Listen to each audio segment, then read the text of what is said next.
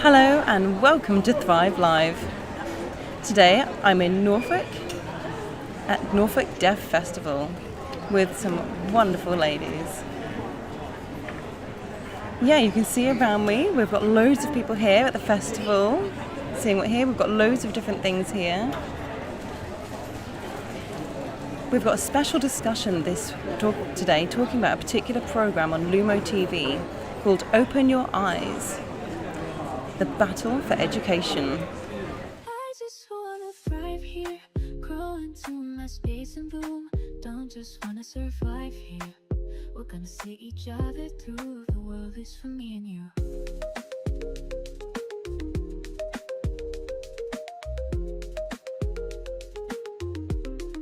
I just wanna thrive here, grow into my space and boom.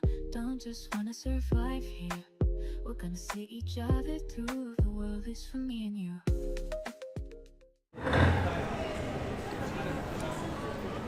We have three wonderful ladies guests here today. First of all is Beverly Cliff. Hi.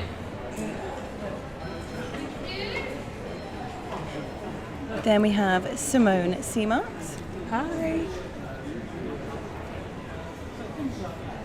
And we have Hannah Butcher. Hi.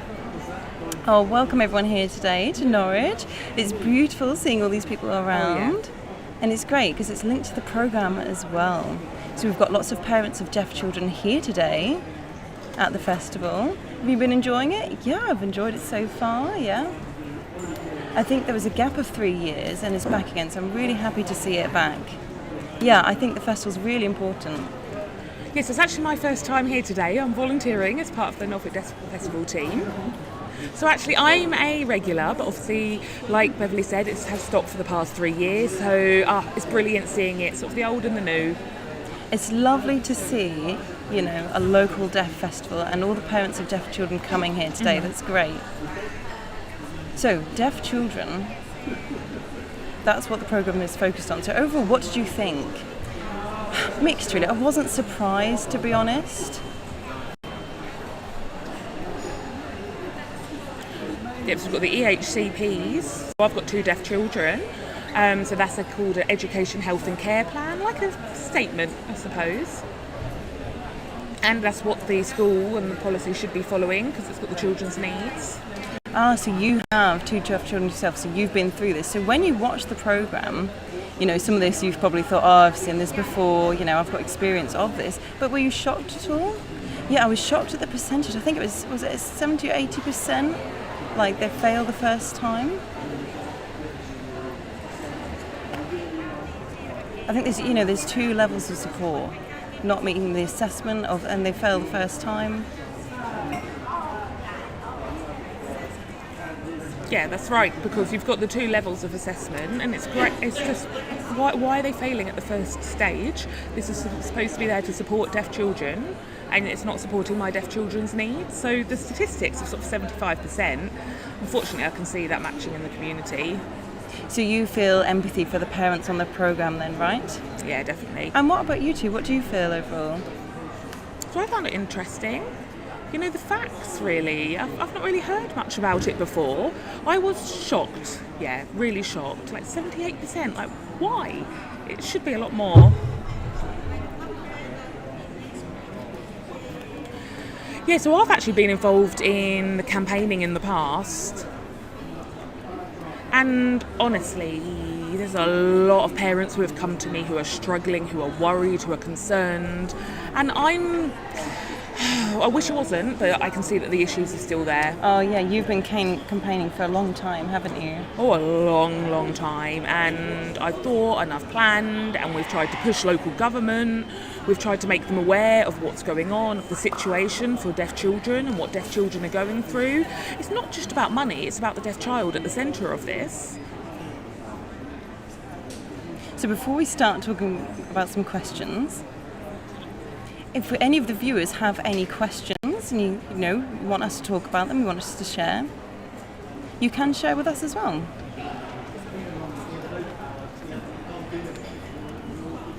So one campaign I know about, to do with council money. So So, do the council decide themselves what to do with the money for deaf children? Yeah, it's crazy. So who's going to suffer here? Is it the children that suffer or the councils? I know, it's awful. For me, I've got a good relationship with my children's school, which is good. So I know what they're spending the money on. But I don't know, if they're receiving half of the money or how much, but I've never thought about that before. One of my big questions, so how much are they allowed per child? I don't know, it's not clear. No. My children now are 11 and 13. When I applied, there were 3 and 4. So a long time ago. Oh, that's interesting. So that's a long period of time. Maybe about 10 years. What, and nothing's improved? You've been complaining, but it's maybe just not working. Mm-hmm. And that's what the program is about, really. What the government's going to do in the future, what's going to change. So how do you feel about that? Oh, I'll believe it when I see it. Is it all words, no action? Who knows? Like you say, it's a lot based on funding. I would love to see it happen. I would love for them to ring fence the money and put it to, and save it really, specifically for deaf children. They shouldn't be able to spend it on other things, like the programme showed us. It should be written in law, really. Yeah, I was thinking the same. Yeah, EHCP is legal as well, so it should match what the law is saying.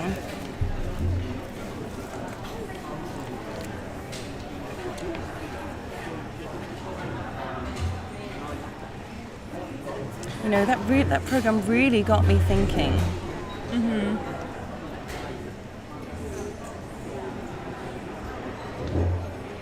So do you think it's important for deaf children to access sign language at an early age? Oh, I definitely agree. They should. The children, hearing children are speaking, how are the deaf children communicating? They should learn to be able to communicate comfortably. The teacher should be able to know their feelings, so they should be able to express that in BSL. Yeah, I agree. Yeah. If you think, they teach hearing children baby signs, so why are you not teaching deaf children sign language? Yes, that is it. Yeah. That makes me really frustrated. Oh, a lot of hearing parents say, I'm teaching my baby sign language, I've set up a class. I think, okay. And are you going to include deaf children? Are they coming? Oh, no, only hearing children. Yep, exactly. It should be the same, not different. But it shows the evidence, though, actually, that language helps communication. Sign language helps. Yeah, definitely. Actually, so this question is linked to your views and your experiences. So, did you sign at an early age? Yes, my parents are deaf, so I had access to sign language. I remember my mainstream school, the first time they visited my house, at dinner, everyone was signing and they were shocked. But, when the deaf children's at home with a hearing family, there's no signing, no communication. It was just normal to me, everybody signing. But, most deaf children are isolated, really. Yeah, so my mum's fully deaf, so she taught me sign language. I was born deaf as well. My father's hearing, but he learnt BSL all the way up to level 6, so he was able to teach me BSL too. I speak and sign. I feel like I've got a bit of best of both worlds now. Oh, lovely. Oh, that's a good balance. I'd say, the statistic of about 90% of deaf children being born to hearing parents is so true. If you think about it, back in the day, you think, okay, I've got to lip read, I've got to speak, and oralism and mainstream education was such a thing. So that was me as well until I was 11. There was actually a deaf family around the corner from me, and I'd go to boarding school, I'd come back at the weekends, and then I'd get to visit them and I'd sign, and I feel like I got the best of both worlds that way. So did you all go to deaf schools growing up? Oh no, I went to mainstream. Mainstream, and yes, we were together at the same deaf school. Oh, but my mum went to a deaf school, but it was, really poor education, a lot of abuse. So yeah, I really wanted to go to mainstream. Yes, I had a partially hearing unit at my school, so I was there in the separate unit. but everybody would speak, so I'd have to lip read. The support was good. I had someone with me to make sure I was following, but I would just lip read. Okay, so when you watch the programme, a lot of deaf children go to mainstream schools. You've got the same background as them. Did you think you'd been through a similar thing, or what your experience was better? Oh, sorry, hang on. Is it a PSU? Wait, which do you mean?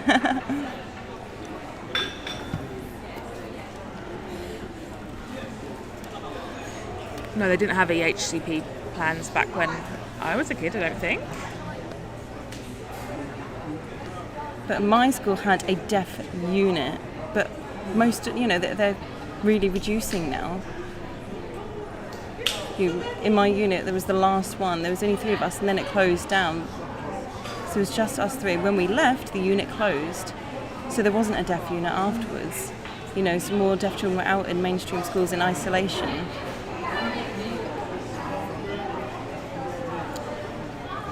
So the support depends on the SENCO really for all these individual deaf children in schools now. But how many get in a good experience? Who's to say? And they're not necessarily focused just on deaf children and deaf education either. So yeah, it's very difficult. Yeah, that's right. And what about you? So you've got children, haven't you? Yeah, I've got 2 children, so they're coders, children of deaf adults. But I feel like I can relate to them in a way. So they've both got autism, so I've had to do a lot of fighting for their support and their place and their rights. No, they don't have an EHCP. They didn't actually need one. The education for them both had gone really, really well. But there has still been similarities to fight for their access and their needs like there are for deaf children. And what about you as well?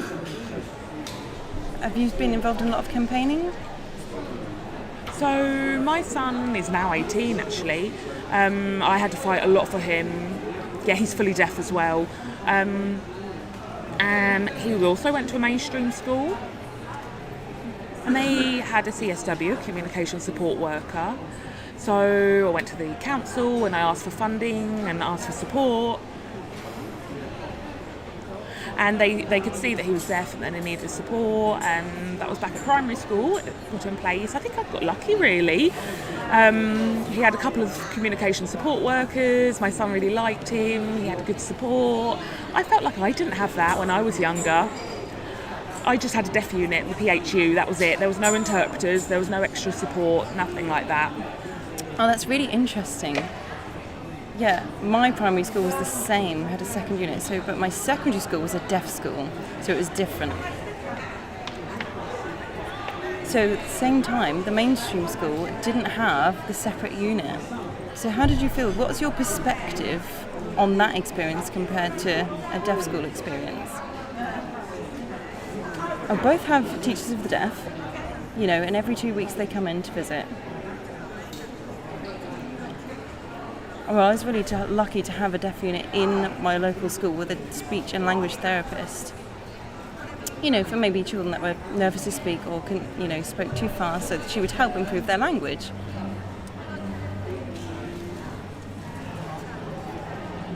And I would work with a speech and language therapist every day. Maybe once or twice a week, I would have that support.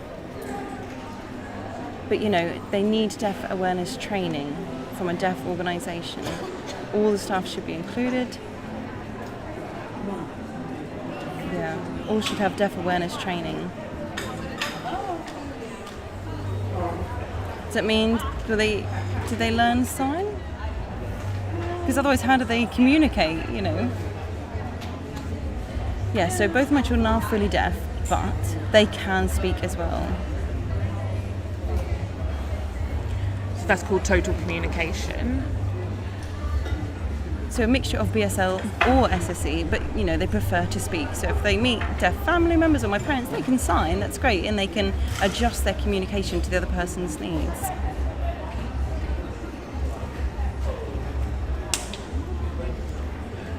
And they can lip read too, but I advocate you've got to be careful. They've got to have a listening break. You can't just focus fully on lip reading all the time. People will assume that they can.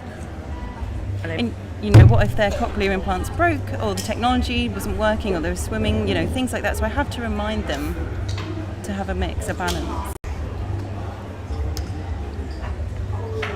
But for some children it's really difficult.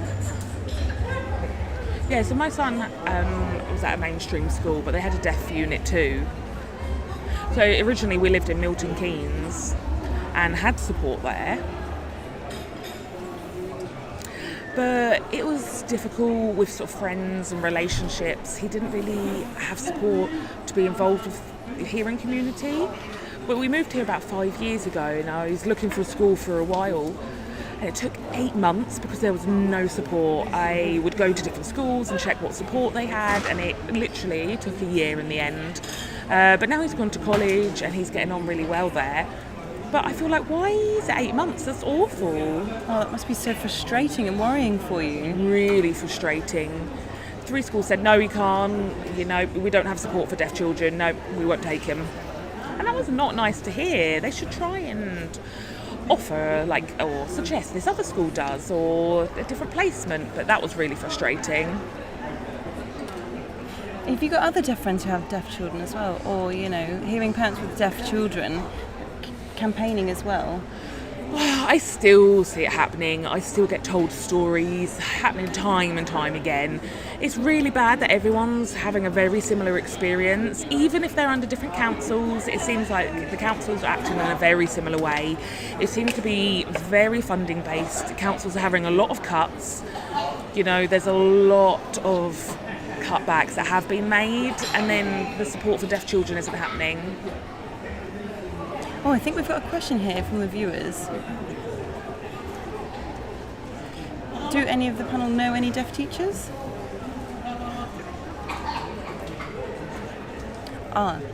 Teacher of the deaf or deaf teacher, do you know?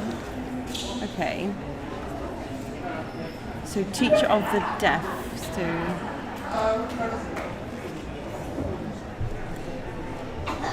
So in Norfolk they do have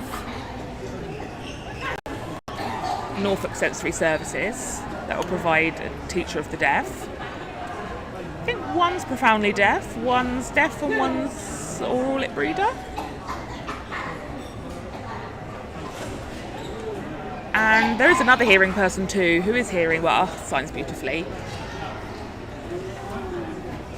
Yeah, that's interesting because sign language is obviously important as well. So is it sign or oral? Yeah, definitely. It depends on the child, doesn't it? Because a lot of them have grown up in hearing families, so we need to match, their needs. So if they've grown up with people speaking to them, and then someone comes and signs, it can be really difficult. So it depends on, their needs and what's available in that area and what funding is available. So maybe some need BSL, but some don't. And it can be hard to allocate that funding, and travel as well can be difficult. If you you need to get the right teacher for the right child. Yeah, it's not easy. Yeah, I feel the same. I know a deaf teacher of the deaf who's profoundly deaf, who taught my son and was with my son and was brilliant. Over in Milton Keynes, unfortunately, it was a hearing teacher of the deaf. But I was really surprised because when we moved here, it was the first time I'd ever seen a deaf teacher of the deaf. And I loved it because I felt like we had the same lived experience. I want somebody to be teaching who has the same experience. Yeah, it helps the confidence, doesn't it? Oh, definitely. Same like when we went to a deaf school, there were a couple of deaf teachers and it was just lovely. You created a great relationship with them. In comparison to the hearing teachers, I felt like we were more on a par with the deaf teachers. They were our ally. Yeah, that's really interesting what you said that and how you describe that. Yes, but sometimes they are oral, sometimes they sign. Yeah, and it really depends on the needs of the child, whether they are more oral. So you need a mixture. Some are more oral. Yeah, Norfolk's mostly got oral children, really. Not many sign.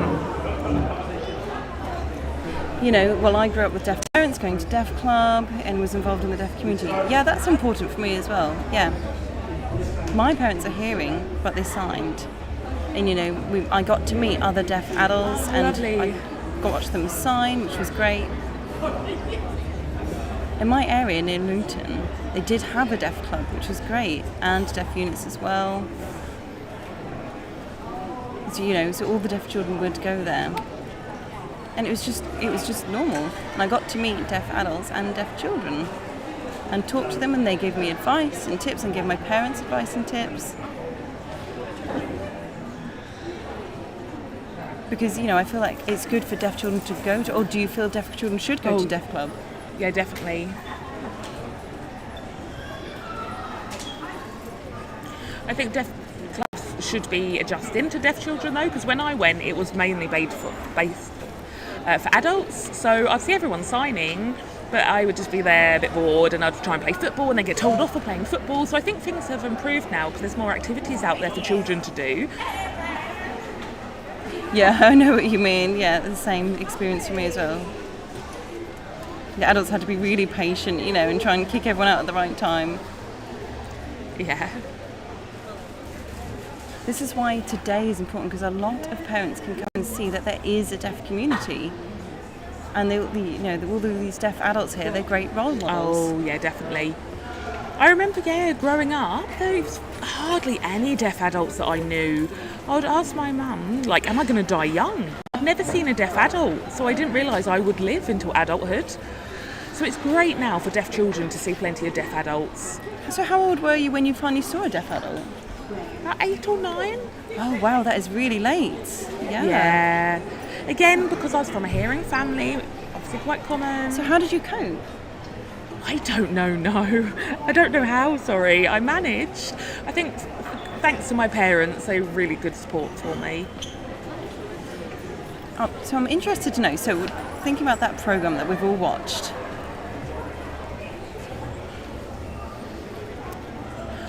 so someone really fought to get to a deaf school. None of them instantly went, okay, you should go to a deaf school, but I think it's because the councils say that'd be more expensive in comparison to being mainstreamed. Do you think that's the case?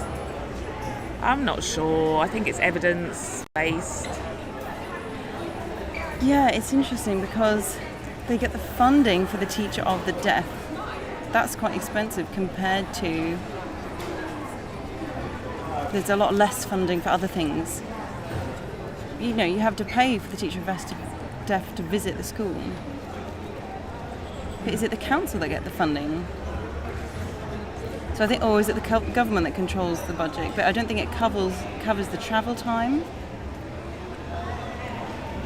Or the boarding. Yeah, and I think it only covers the fees, and that's it really. So, maybe there's a class with 15 deaf children and there's one teacher of deaf, but now they're all isolated, all in separate schools. Yeah, so if they've got to travel up to all these children, that's more expensive. Maybe it's different with boarding, I don't know. Yeah, you've got to weigh it up really. It's really difficult. But in the end, deaf schools, that's really positive to have those. Some are lucky, like your 2 children. Oh, girls, sorry, your 2 children. Yeah, they could go off and do anything that they want because they've got that lived experience with sign language and other deaf people. But some of these examples we've seen are quite bad. Should really these children be going to deaf schools? Should they be amongst their deaf peers? It's hard if we live in Norwich or really rural areas. Deaf schools are so far away. Yeah, I think we're so rural. If you're living in a city or living near a school, brilliant, but Norfolk is huge anyway. I don't think it would work to have a deaf school here. Okay, so we've got another question here. Do you think we should have more deaf schools opening and set up? Do we have enough children to go to them? Well, yeah, there's a lot more deaf children out there, but they're all on their own, isolated. So we don't know if the support is right or wrong at the moment. Okay, so we've got all these deaf children in separate places, but if they all came to the same place and we tried to match them up, maybe they had to travel kind of 30, 40 minutes maximum, find a place where it's in the middle. So there's a school in Norwich with deaf children, and they do have to travel back and forth to it.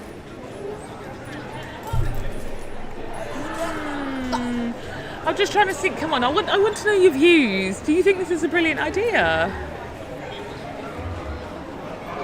I mean, I've seen it, like the deaf unit, but what do they provide? What benefits, what other things do they provide in comparison to other schools? For example, for my child, every child is different. We've got to think, sometimes the schools don't match, do they need speech therapy every day? I was so lucky that happened to me at school because I happened to live near it. If I hadn't have lived near here back in the day and lived near this school that had the deaf unit, I wouldn't have got this experience. So for my children, what I had wouldn't suit them now. I think if my child had the choice, they would have loved to have gone to a deaf school. But they don't really know much. I didn't know much about school. They had to travel sort of 40 minutes every day. It'd be half an hour, 45 minutes drive every day just to get to a taxi. I didn't have to drive him, luckily, but to get the support at a deaf unit. Yeah, that is one positive of the council, that they do provide a taxi. So I went 4 upwards. Yeah, I remember that well. Going back and forth, to school. So previously my parents were involved and would be an escort and would take us to school and everything, and then at one point the rules changed. They said, no, you can't, it's not allowed. If you want the lifts back and forth, it just has to be in the taxi. So we moved basically nearer the school just so I could walk. But you have to think what my parents gave up because they had deaf children. Oh, that's lovely. Yeah, I feel really grateful. What do you think? The idea, in an ideal world, it would be brilliant to see deaf schools. You've got to think about the psychology, the well-being of the deaf children. To have a taxi drive back and forth to a mainstream school or a deaf unit every day, to then have visual fatigue, to have all the noise, to have all the extra barriers they're experiencing. You've got to think about the lesser load that they'll have if they are in a deaf school. Deaf school, you're just there. It might just be one teacher of the deaf for the whole class of, say, 15. Think about how much money they would actually be saving in the long term. Yeah, I think we think about the short term, but we need to think about the long term. Oh, yeah, definitely. So that's really interesting. You said, when you moved, you didn't really know where to go, what to do. Do you think it's worse for hearing parents? They don't know where to go? Oh, definitely. I totally agree. Yeah, I'm interested to hear more from you. You moved to a new area that you didn't know. So how did you find the right place? Did you ask people? How did that work? So first time I met the deaf community, it was actually here in the forum.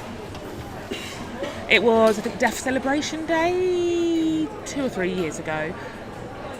There's lots of deaf people here. I realised how large a deaf community there was. I hadn't known up to that point that there was. So I was trying to pick people's brains and get a load of information. And now I've got some good friends because I've met deaf people here.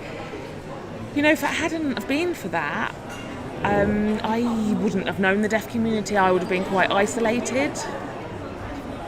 I am trying to get involved, I think, in Great Yarmouth and get a deaf community going there too. Oh, great. And that links to our next question. Oh, we've got lots of questions. So how do we get more young people involved in the deaf community?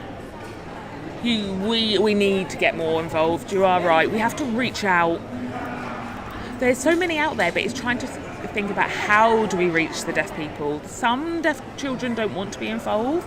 Some deaf children don't want to meet other deaf people.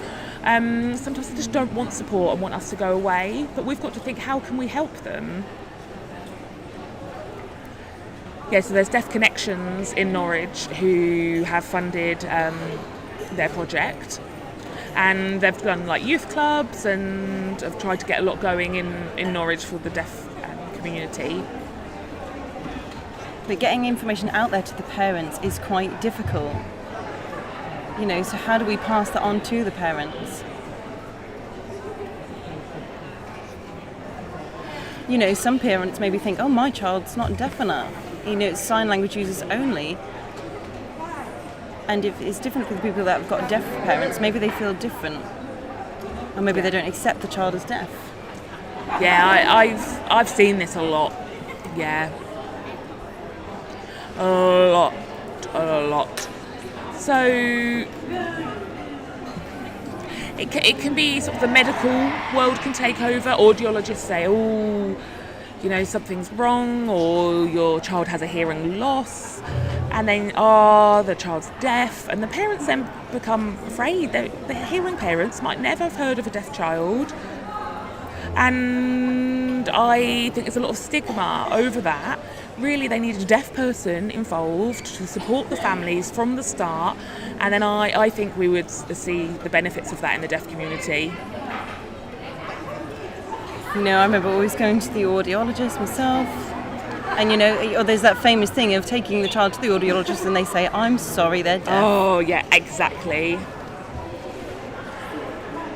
And they might say that as they grow up, their hearing might get worse. I would rather than tell me straight away, rather than saying straight away, do they want a cochlear implant? They just think about the medical way. Yeah. They just straight away offer these things, the technology, but really I need to know the results first. So they don't think about what you feel is important or the psychology or anything like that. They just think about what they should offer. And what's perfect for you? A cochlear implant. I'm deaf myself.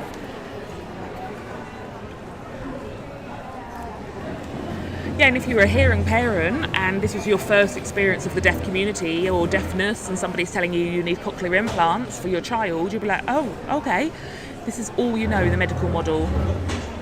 Yeah, and you've got to think, obviously the medical model is because the doctors are trying to treat the hearing loss or the deafness as such. So this conversation is great. Like you said today, lots of people here today, so you can make new friends and things like this. So things like this Deaf Festival that happen every year would be great for hearing parents of deaf children. They should come. Oh, definitely. Especially deaf children can feel so isolated.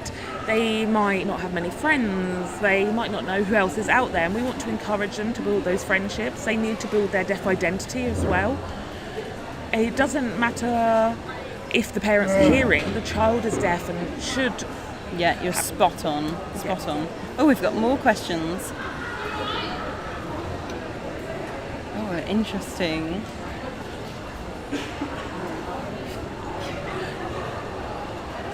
Yeah, I think it's a positive that we have the deaf teacher of the deaf here. Yeah, it'd be good to, bring them to this event so they can see, and their parents as well. Maybe they should come as well. Possibly they're working, but tomorrow is Saturday, so yeah, hopefully more would come tomorrow. Yeah, I think the child should tell the parents, I want to go again, and the parents might say no, and then the child might be like, oh. Yeah, I often hear that actually. I've often heard the same story. Yeah, we're trying to get them out of the shell and get them into the deaf community. We're trying to make them welcomed into the deaf community, into deaf clubs, into deaf groups. We want the deaf children to have an interest in their deafness and the deaf community. We want to try and nurture that. So how do we do this? Oh, I think youth club. Yeah, I used to look after a youth club ages ago. And they could bring their hearing friends as well. And loads of children came every week, and it was great. And I'd meet these children later on and they would say thank you to me and say, like, you know, you saved me. You know, you made me feel included in something. For the hearing people that would come as well, you know, they would feel included. They realised it was an open community we could all get involved in. But I've changed a hearing child's life. That was really, you know, that impacted me. It was lovely. Oh, that's beautiful. Yeah, for youth clubs funding, that is the problem. Yeah, I remember when I was growing up in the primary school, when I then moved to the school that had sign language, I had a CSW as well who was really good. That was great.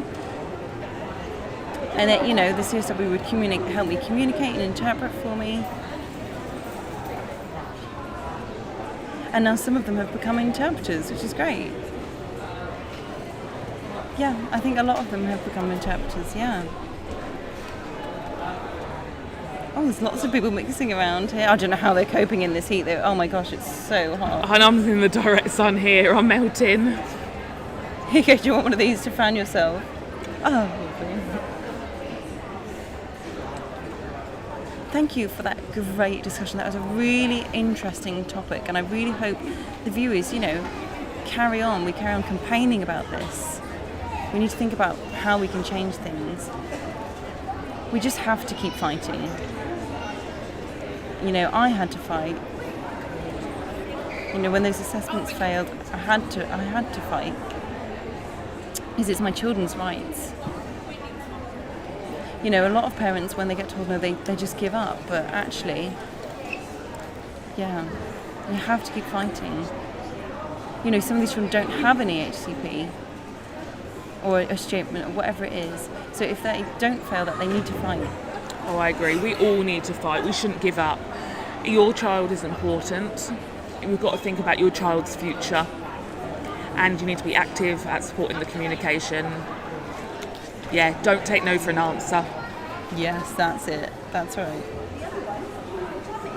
Okay, so we've finished that part now. That was a really interesting discussion. Really important, you know, because we have to think about the future of our deaf children.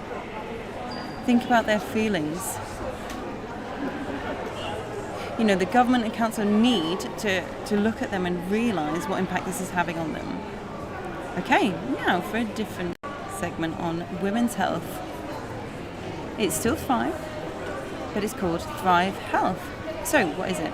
So I'm going to ask 5 questions linked to women's health. I'll ask a question and we'll talk about it. And we want to know, is it fact or myth linked to women's health? And they don't know what the questions are going to be or the topic, they don't know. So let's start. Okay, it's a long word. Fibromyalgia and 2. Hang on, let me just check. Make sure I've got the right word. Okay. Uterine fibroids. Okay. You know, it's really important to spell them. I want to make sure they're spelled properly so we all know. Okay, so I've got a question for you here. So, myth or fact? That's what I want you to be thinking about. So, fibroids. Is it, you know, are they real or is it just in the person's head? Is it a real medical condition? Yeah, myth. Yeah, myth. Why do you think that? Well, I've seen it clearly. Fibroids are a real thing. Lots of women have that. It's a very common. I actually have them. So, yeah, I'm going to say real. So, how did you know? How did you first get diagnosed? I just noticed my body was changing. My periods were really heavy, and it happened over a period of years. You know, and I was exhausted. I go back and forth to the doctor. They'd give me tablets and things, but I would then really starting to experience pain and my back as well. And, you know, I tried going to physio. I had these tests done on my back, but we tried to do a scan instead. And then he told me I had a uterine fibroid. Oh, so for about 10 years you just had to put up with it. But my periods were normal, but they were heavy though, throughout the whole thing. I had to change regularly, and I thought that's not normal, so I just had to keep fighting. Just going back and forth, back and forth. So we thought these potential different options, and you could treat them separately.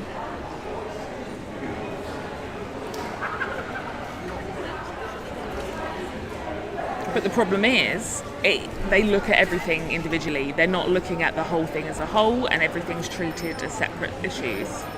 Oh, wow, okay. Yes, of course, you're right. It's a fact. You've been through it yourself. You know that women talk about this, yeah. So, of course, it's a fact.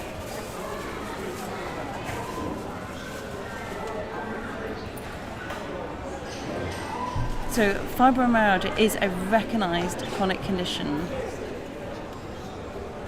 and can cause a lot of pain, exhaustion, interrupted sleep.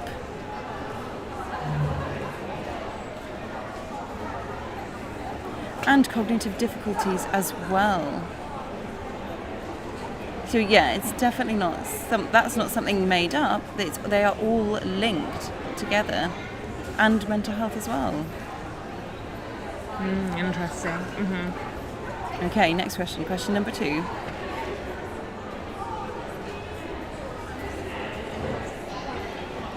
Do we know the sign for this? So, so everyone with... What is the sign? So I think FB, I've seen FB before. It's confusing which one we're talking about. Because there's different ways to sign them. But yeah, so sign, I don't know. So everyone who has fibro, do they have the same symptoms for fibromyalgia? No, I think that's a myth. Ooh. I think. Yeah, so my sister has this. Yeah, it's a long word, isn't it? She's in a lot of pain. And I know people can suffer differently. They can have pain in different areas. She can be in bed spend a lot of time in bed because she's in pain. Oh, wow. That's, not a good feeling. You are right. It's a myth. Yeah, of course. Like the other symptoms as well, like headaches, and it shows up in different ways for different people. There's a range of symptoms which are different for each person. Some have kind of moderate pain, some are tired. Some have mild symptoms. It's different for everyone. Like headaches. Oh, and memory problems as well. That's also a symptom. Oh, and irritable bowel syndrome as well. That's also linked. Yeah, so those different symptoms, all completely different. It's really interesting. Yeah. Oh, I didn't know about the memory one. That's really interesting. Yeah, maybe something for the audience to think about, actually. Yeah, that's interesting. It's not the same. It's different for everybody. Okay, number 3. So, uterine fibroids. Are they part of a cancerous tumour? No, myth. Myth, yeah. Of course, yeah, that's right. Oh yeah, so sometimes when you say fibroids, people think it's definitely cancer and it's a lump, but it's not. It's like it's fibrous, isn't it? Yeah, it's not. So it's I don't know how to spell it. Yeah, benign is the term, non-cancerous. That's it. Yes, benign. Yeah, that's right. Absolutely, it's not cancer. It might look like that on a scan, like an MRI scan or whatever that is, but there's different ways to diagnose them, different ways.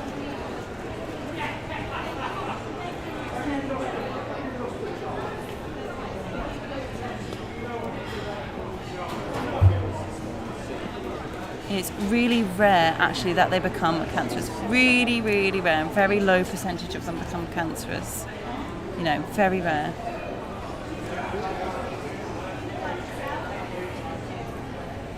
I just wonder, perhaps if people, when they tell their family and friends, they worry that it is cancer.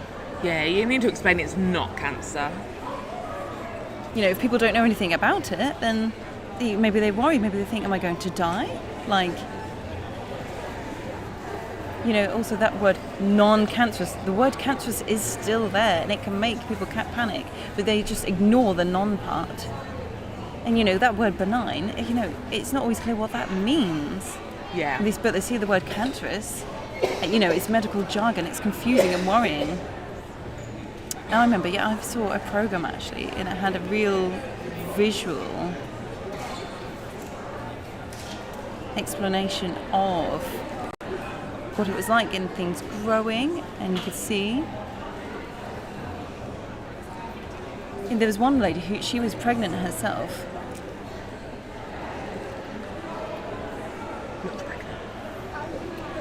Oh, but she wasn't actually pregnant. She looked pregnant. She went to the doctors about it, and they had a scan, and then they found it. That's what it was. All of her stomach was swollen because of the fibroids. Yeah, because it can grow outside of the womb. It can move and expand, and it can grow in different places. It really can. I think there's 5 different types of fibroids. Okay, so my question then. So how do you know? If you feel pain, do you talk to your friends about it, or who do you talk to? What do you think it could be? I think to start with, I'd probably talk to my friends. Yeah. If it happened a few times, but if it was occurring regularly, if it was before I start my periods, then I'd notice that. I'd know to go to the doctor maybe, and they'd probably say try these pills and things and to regulate the flow, but I don't really want medication.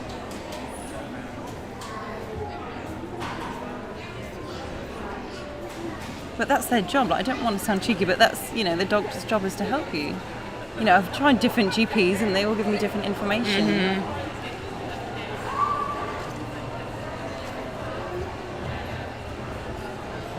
For example, there was one GP, I was seeing, and then they left and retired, and then I got a new one, and they told me completely new information and changed what I was doing, but I really wasn't happy. It should match my needs, it's my periods that we're treating. One of them's telling me there's a risk of cancer, so who's right? It's different. All GPs can give different information. Yeah, that's why it's really important, I think, to keep a record diary of what's been happening and every occasion and all your symptoms to help the doctor understand. Yeah, that's right, I agree. Yeah, a bit of a different subject, but endometriosis is a condition that I have.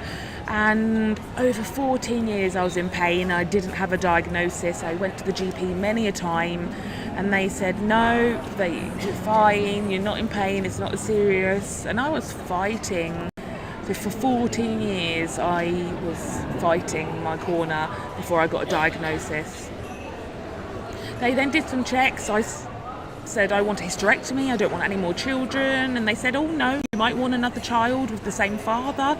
And I was saying, no, this is my body. And they're like, no, you're too young. I'm like, I don't want any more children, please. I'm fed up of all this pain. I can't sleep, I'm in so much pain every day. And they just wouldn't listen. That just makes me angry. Yeah. It's my body, I should decide. Why are they trying to control? Yeah, I asked for that as well, and they said no, but they explained to me why. They just didn't want to tell me directly, oh, that's bad, saying that you might want children in the future. Yeah. I've got 2's enough, I don't want any more. But they're just no, that's it. I should try and research to find out more information about why they told me no, because maybe they are right, but why no? That's the problem. I think men say for vasectomies there's no issues, they just do it. But for women we have all these issues. They always think about, oh, you're going to want children in the future, but Yeah, we get asked so many questions, yet we have to fight so much for women's health. We have to fight our corner. Okay, I'm just trying to stay calm. So, Calm down, okay, calm down. question number 4. So all women who have uterine fibroids, they need surgery.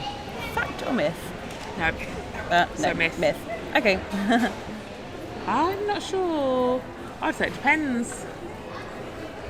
Yep, it is a myth. Not all need surgery. Oh, okay, I would have said it depends.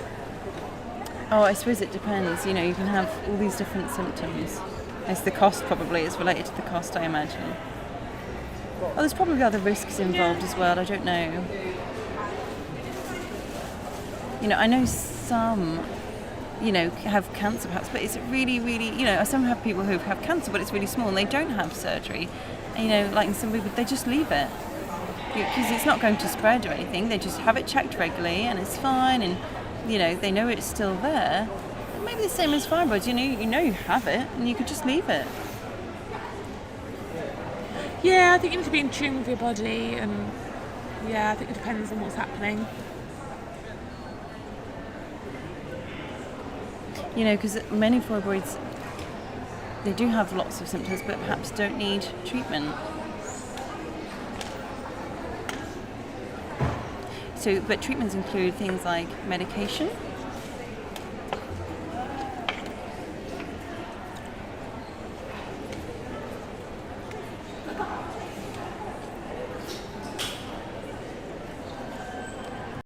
Oh, and it also depends on the size of the fibroid as well. You know, if it's really big, like that person we spoke about earlier, where his whole stomach was inflamed, that really depends.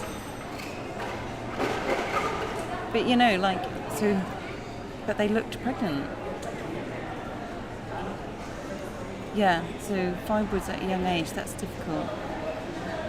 That's awful.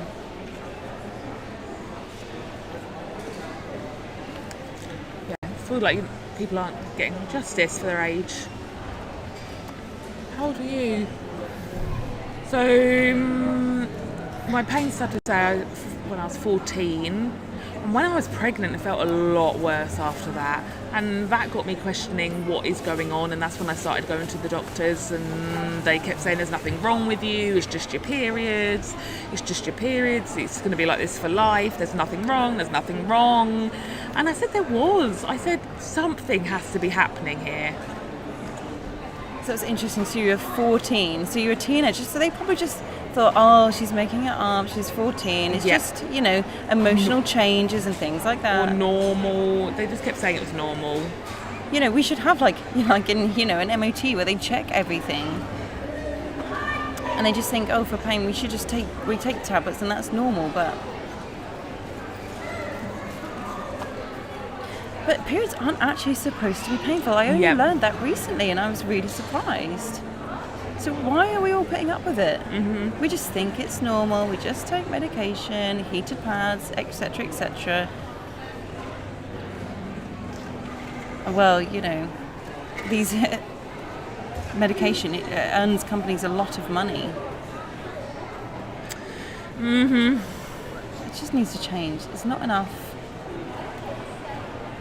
You know, we don't have a lot of knowledge in that area, to be honest. You know, even female doctors themselves don't know enough about the women's body.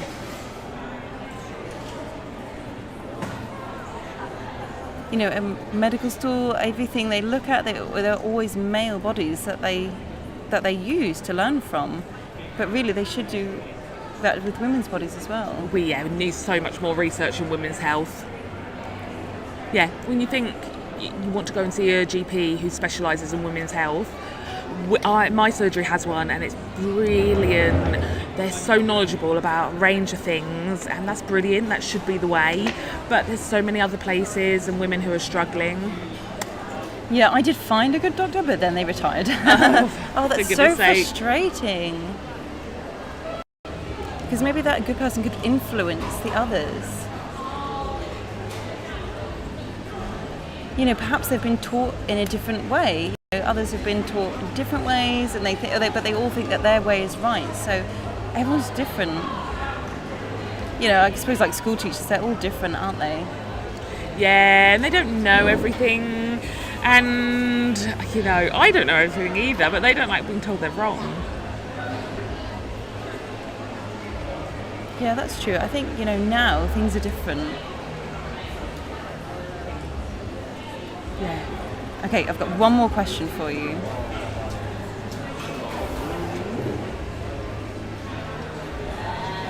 So, fibromyalgia and uterine fibroids. Can they affect a person's quality of life? Fact or myth? Yeah, fact. Yep, fact. Of course. Yeah, of course. Yeah. Yeah, like you were saying, from when you were 14, you were campaigning, trying to get support. Yeah, and actually from 14, it's damaged my bowel and my bladder on my left-hand side. Yeah, and if they'd found it when I was young, they could have supported me. They could have cut the adhesions away, but nothing was done. So it just grew and got worse, and has damaged my internal organs. Wow, you should sue them. That's terrible. That is so bad.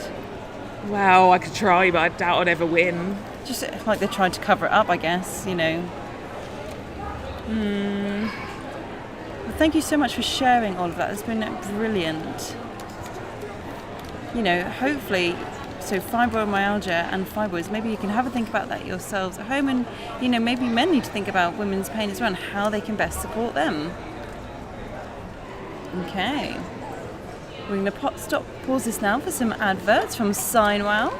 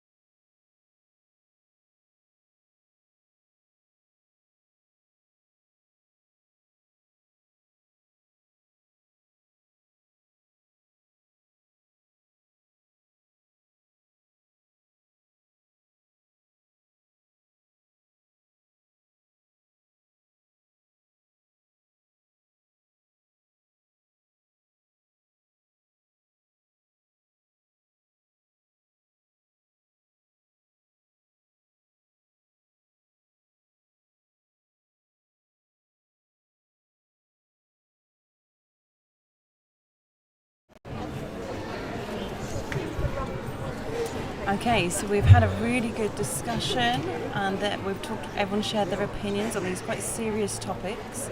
It is so hot in here, we are sweating like. So now we're going to play a game. Woohoo! Maybe you've seen this on Instagram, called a matching game. Have you seen it? Okay, so now it's their turn.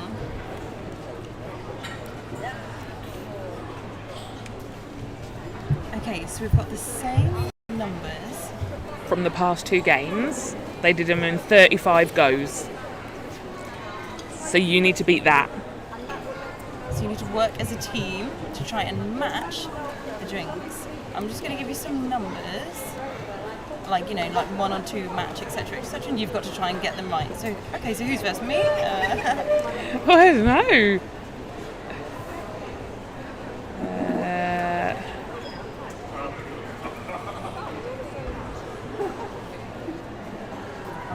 turn them so we can see those clearly.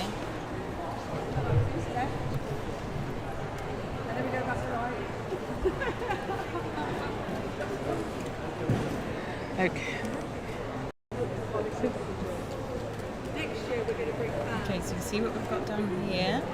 So number 1 is correct. Oh, do we swap now or?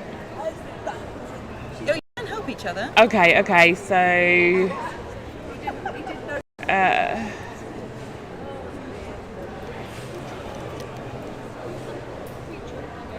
let's have a look here.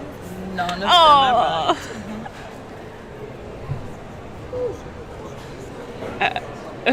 oh dear. Oh no, I'm just trying to look at which ones to move. Yeah, I know I swapped these two. Yeah, so it's got to be one of these, right?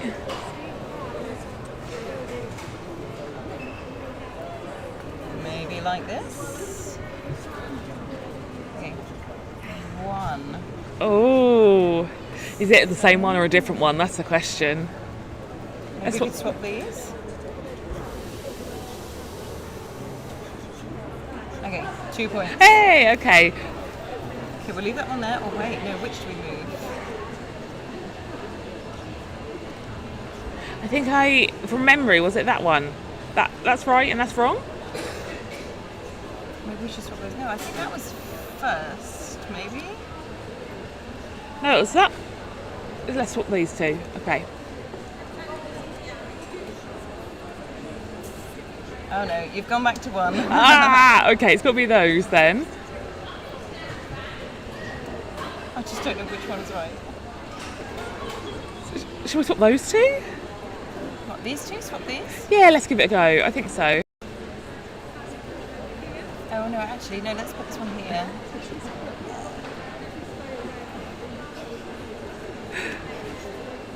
One point. Okay. That one back there. Oh no, you've got 2 points. Okay, we've got to leave that one then. So that one needs to stay there. Do No. we swap these?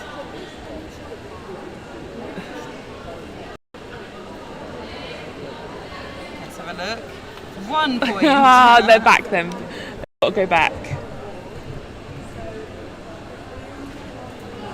1 point. Oh. Thinking about maybe moving this one. 1 point.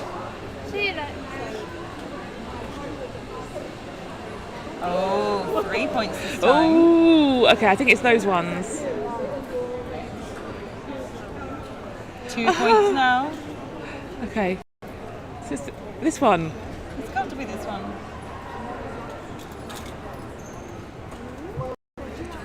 Two points now. Nah, so it's not them.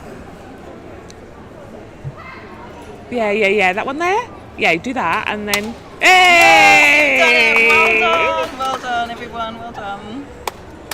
Excellent. Great work. Well done. So I think that was 50. Hey! That's fantastic. That was a good team. And yeah. You know, maybe the heat put pressure on us. Maybe that's why. Oh, thank you. We should get that as a prize. Brilliant. That was good fun. Thank you all for your time today. It's really lovely to have local people here from Norfolk. Thank you so much. And hearing your opinions, that was great. Thank you. And thank you to the viewers, your questions, thank you for watching. You know, it's been so hot here, you know, at home maybe with Hans, we've been here sweating and all these other people milling around here. It's been brilliant. Also, a huge thank you to SignWow for sponsoring. Thank you so much. And thank you here to Norfolk Deaf Festival as well for having us. It's been such a great atmosphere here today. And we'll see you next episode. Thank you. Bye. Bye.